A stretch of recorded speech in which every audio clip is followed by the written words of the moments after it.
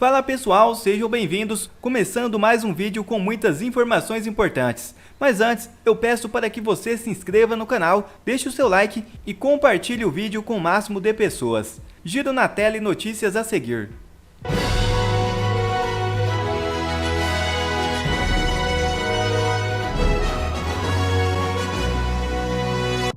Delação de Mauro Cid é fraca. Diogo Forjaz revela a estratégia do sistema e da velha mídia contra Bolsonaro. Veja o vídeo.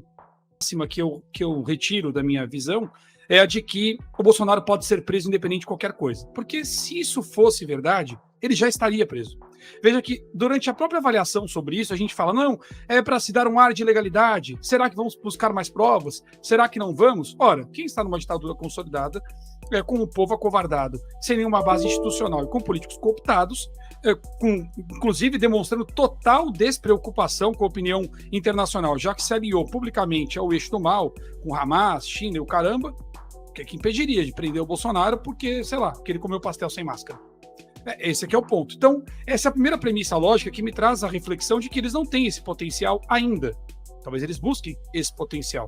Veja que a figura de Jair Bolsonaro tem uma representatividade maior até do que a sua popularidade, do que a sua gigantesca popularidade. Ele pode representar o contraponto de interesses de vários grupos que não se veem representados pelo atual governo. Quando eu digo isso, eu não falo grupos nacionais apenas, mas internacionais também. E isso cria uma camada protetiva. Então, do ponto de vista lógico, eu não acho que eles tenham esse potencial para prender o Bolsonaro. Não sei se é daí que vem a tranquilidade dele. Com relação ao sistema político e institucional brasileiro, é complexo. O meu comentário se estenderia muito para eu traduzir como eu vejo. Mas, de forma resumida, todos os indivíduos que atuam nas esferas de poder em qualquer lugar têm interesses próprios. Em algum momento, esses interesses podem ser violados. Então, claro que, olhando pelo prisma do correto, do que é justo, constitucional ou pelo povo, certamente eles não fariam nada, não tenho nenhuma dúvida disso. Mas a questão é, e quando a própria permanência está em risco? E quando a própria segurança está em risco? E quando eu digo isso, de forma muito resumida, é no sentido muito amplo. Veja que a segurança econômica do país caminha para um buraco sem fundo. Veja, não há fluxo de propina se não há fluxo nenhum para haver propina. Não adianta ser o inteligente da ilegalidade se não há legalidade para que você seja ilegal. Não há poder político se não houver estrutura política garantida por um mínimo constitucional. Então, existem parâmetros mínimos que garantem a estabilidade daqueles que atuam no poder e que precisam da permanência. Isso em termos internos, mas veja ainda o caso de fora. Esse alinhamento do Brasil com o que há de pior no mundo cria uma camada de pressão muito grande. Qual é o parceiro do regime petista que compraria uma briga, por exemplo, com os Estados Unidos para manter o regime do PT? Nenhum. Qualquer pressão internacional mais intensa ocasionaria traição, afinal, não há lealdade entre os desleais. Então, existe um contexto mais amplo, eu estou resumindo muito, mas existe um contexto mais amplo que me aponta que essas reações do Senado, manifestando certo repúdio aos abusos de poder da toga, que esses discursos cada vez mais capilares entre políticos em relação ao isolamento do PT, e essa abordagem da mídia também tem uma lógica. Puxa, eles ao mesmo tempo dizem que a delação é fraca, mas ao mesmo tempo estão dizendo que tem o gabinete do ódio. Os caras estão... Mas você já encontra, agora de forma mais recorrente, matérias na velha mídia que venha denegrir a imagem do governo federal, denegrir a imagem do Suprema Corte. Antes era mais pontual, mais afastado, né? Então, você tem um artigo da Thaís Oyama desse ano, em que ela trouxe 2 juristas de esquerda para falar sobre os abusos do Alexandre de Moraes. Depois passou, ficou lá. Mas está lá a matéria. O pontinho está cravado. Vários pontinhos foram feitos. E eles continuam. Então você tem, às vezes, um comentário econômico, ou 2 ou 3, que criticam o governo. E bater no Bolsonaro é uma constante. Eles não vão parar de bater no Bolsonaro, porque ele é uma ameaça à estrutura de poder para os demais.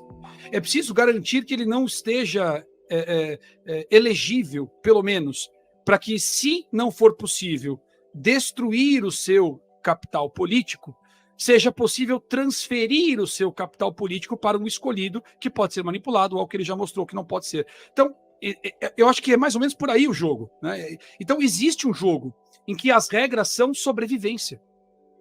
O que é necessário para a sobrevivência desses indivíduos. E eu acho que isso está na mesa. E nesse aspecto, embora o presidente Bolsonaro algumas vezes seja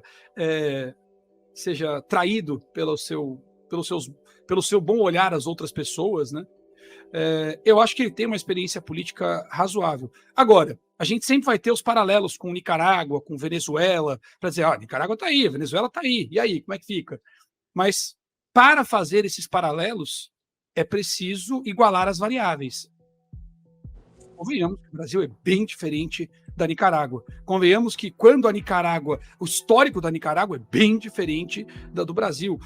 O contexto da Venezuela também. A Venezuela teve corrupção de forças militares de baixo para cima, não de cima para baixo. Bem diferente. Então, a gente tem vários. Nenhum desses países, quando caiu, estava num contexto de possível terceira guerra mundial com seu governo aliado com o que há de pior no mundo. Então, veja, nós estamos num contexto muito, muito diferente. Eu queria trazer esse contraponto. Eu entendo as preocupações, todas elas fazem muito sentido. Não estou dizendo que a gente não deva ficar preocupado.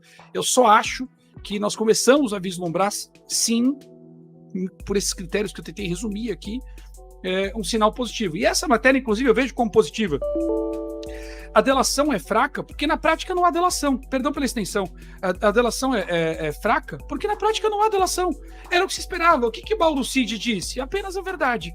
E o que há na verdade contra Bolsonaro? Nada. Os pontos mais emblemáticos que apareceram aí depois que tornaram público é que, nossa, segundo o Mauro Cid, Bolsonaro teria cogitado acolher procurados. Nossa, que grave, hein?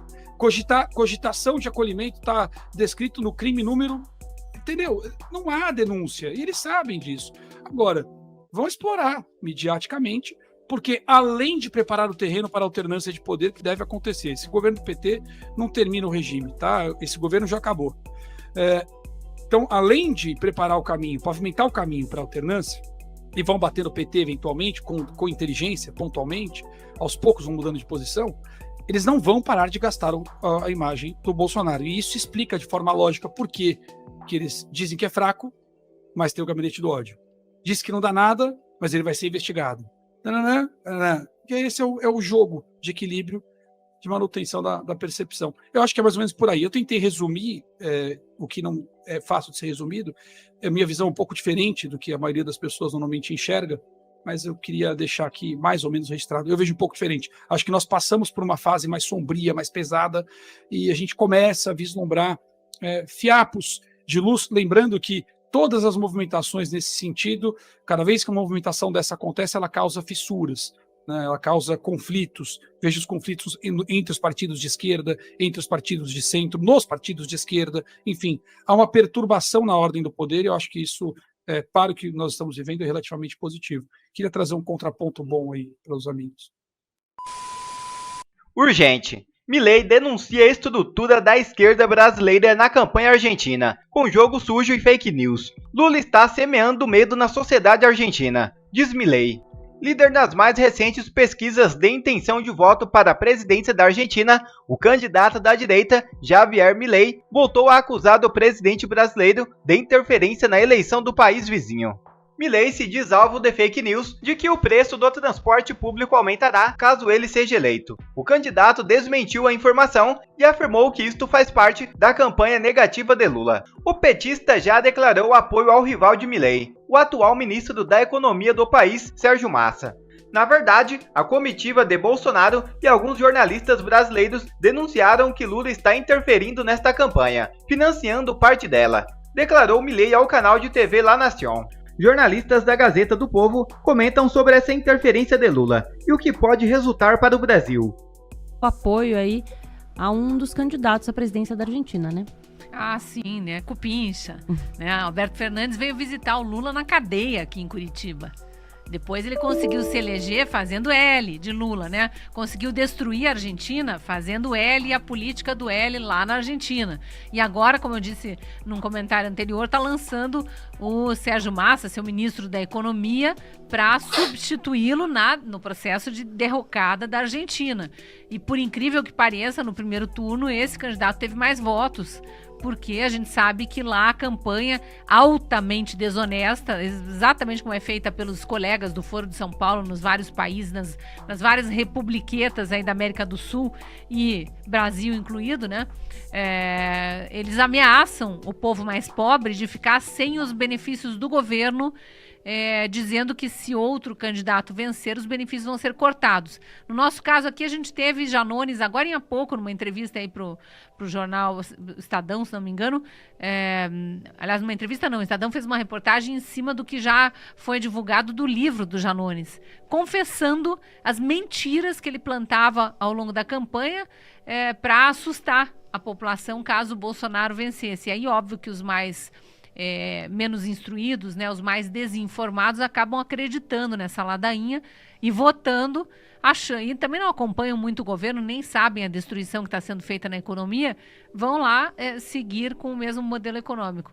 E Lula, obviamente, aplaude esse tipo de postura, não só em relação ao governo, como em relação à forma de lidar com o povo, enganando, né, deixando o pobre lá para escanteio, mas fingindo, né, que é amigo do pobre. No discursinho é o amiguinho. Depois, na prática, manda para lata de lixo e fique aí me pedindo, pelo amor de Deus, para eu te ajudar, porque eu gosto de povo que fica escravo do meu governo, porque assim esse povo vota sempre em mim. Então é uma coisa impressionante como essa ladainha da extrema esquerda cola junto com o eleitorado mais desinformado. E tá indo de novo, né? E agora Lula, de mãos dadas, ninguém larga a mão de ninguém, lá com os argentinos que estão destruindo o país. Marco, quer comentar essa parceria aí? É uma parceria que vai custar caro de novo pra gente. O pagador de imposto sempre roda nessa. Parceria com narcoditadura, parceria com ditaduras malucas aí espalhadas pelo mundo inteiro. E sempre o Brasil custeando, Angola, Nicarágua, onde vocês quiserem. A gente pode fazer um desafio pro pessoal aqui que está nos assistindo na Gazeta do Povo. Onde tiver uma ditadura sanguinária, né, comunista, narcoditadura, vai ter o interesse do governo petista de fazer uma obra lá. Por quê?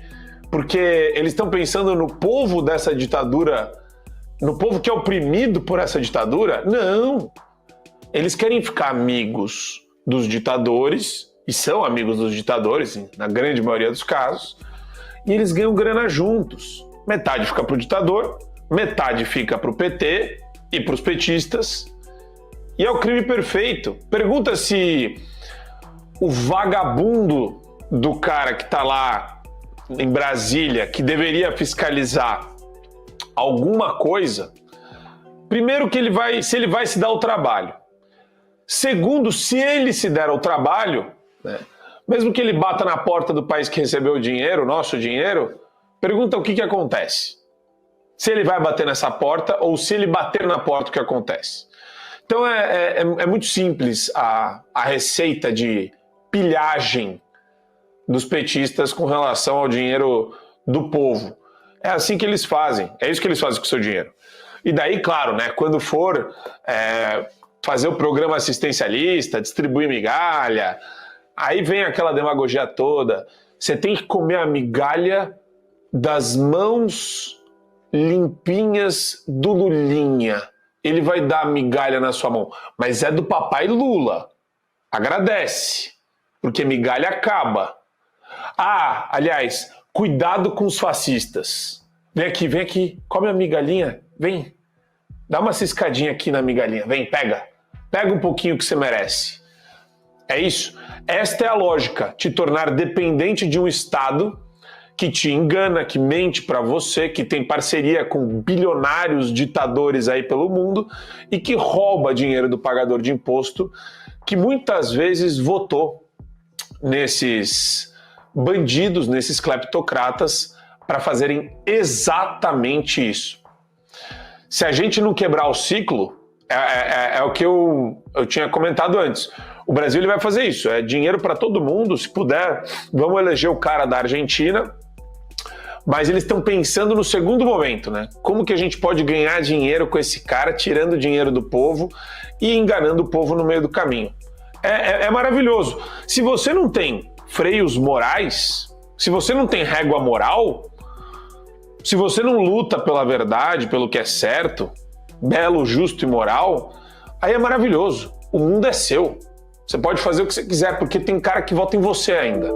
Para pensar um pouco nisso. É maravilhoso para um ser que não tem moral.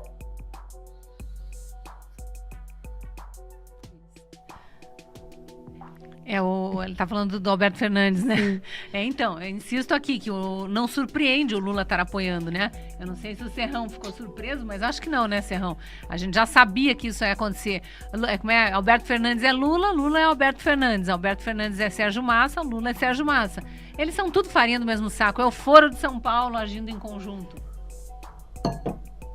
E o mais lamentável dessa história toda, e eu vou ser bem curto e grosso nessa história, Superman já deu a dica e eu vou deixar bem claro, mandar na lata. Por que o PT quer essa eleição argentina? Ele quer fazer negócio com a turma de lá.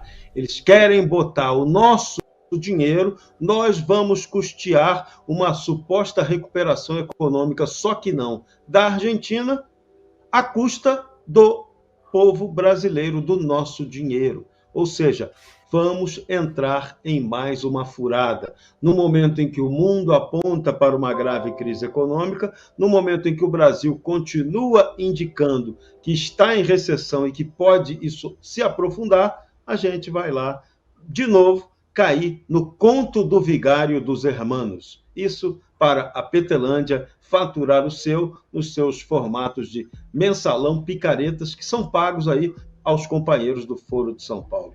Essa não é só nota menos, não. Essa tem que ser a nota de mandar esses vagabundos pra cadeia. Tudo bandido. Outra notícia na tela. Urgente. Desembargador que pediu a extinção da PM é afastado. O desembargador Adriano Roberto Linhares Camargo acaba de ser afastado do cargo pelo Tribunal da Justiça de Goiás. Ele recentemente, durante sessão da corte, defendeu a extinção da Polícia Militar. O governador Ronaldo Caiado reagiu com indignação e pediu o impeachment do magistrado. Caiado chamou o desembargador de irresponsável. O presidente do tribunal, desembargador Carlos Alberto França, em sessão extraordinária realizada nesta segunda-feira 6, fez a proposta de afastamento do desembargador, que foi aprovada por 18 votos a 3. Tudo indica que o próximo passo é um impeachment. Já outra notícia na tela. Se não cumprir a meta, governo sofrerá a consequência da lei, diz Lira. Para o presidente da Câmara, Arthur Lira, as sanções pelo não cumprimento do déficit em 2024 estão previstas no novo marco fiscal. O presidente da Câmara, o deputado federal Arthur Lira, disse nesta segunda-feira que se a meta fiscal não for cumprida em 2024, o governo federal sofrerá as consequências previstas no marco fiscal, aprovado em agosto. A lei prevê sanções como a redução da velocidade do crescimento das despesas. A afirmação foi feita durante a participação do parlamentar em evento realizado pelo BTG Pactual, em São Paulo. Lira observou que o Congresso aprovou medidas que auxiliam as contas e os projetos do governo. Nesse caso, ele elencou a PEC da transição, o arcabouço fiscal, as medidas do CARF e a reforma tributária, agora em análise no Senado. Bom, quer receber mais conteúdos como esse? Então inscreva-se agora mesmo no canal, deixe o seu like e compartilhe o vídeo com o máximo de pessoas. Assim você vai estar me ajudando demais. Fico por aqui, um forte abraço e que Deus abençoe a todos. Brasil acima de tudo e Deus acima de todos.